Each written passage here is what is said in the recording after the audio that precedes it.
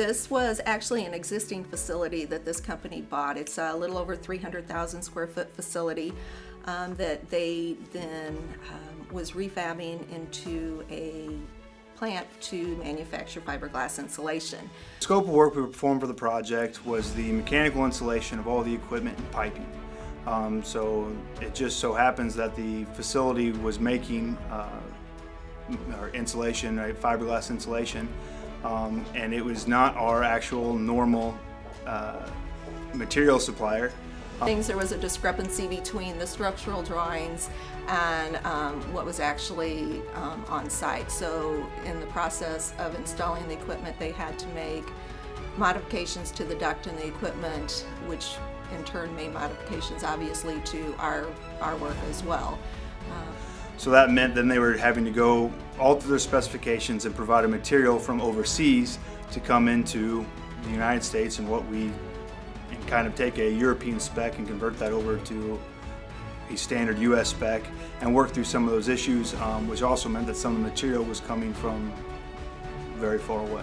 Sent that in, we then went and had a meeting with them to go over the estimate.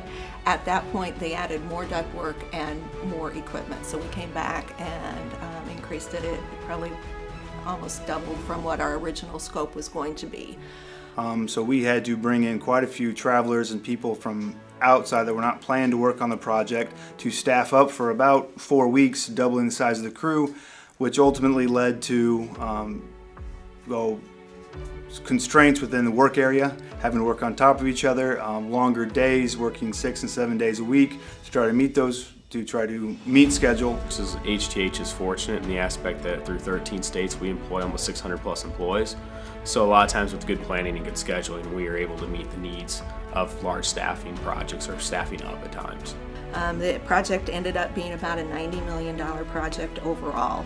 Our scope, we probably insulated around 50,000 square foot of duct, along with several tanks, about 2,300 lineal feet of pipe.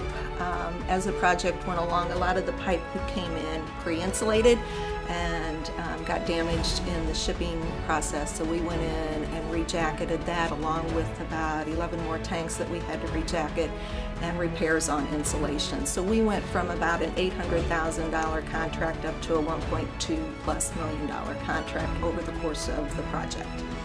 I'm having the right people, having the right equipment, having the resources like Irma and other people on her team to successfully put in the project for our customers.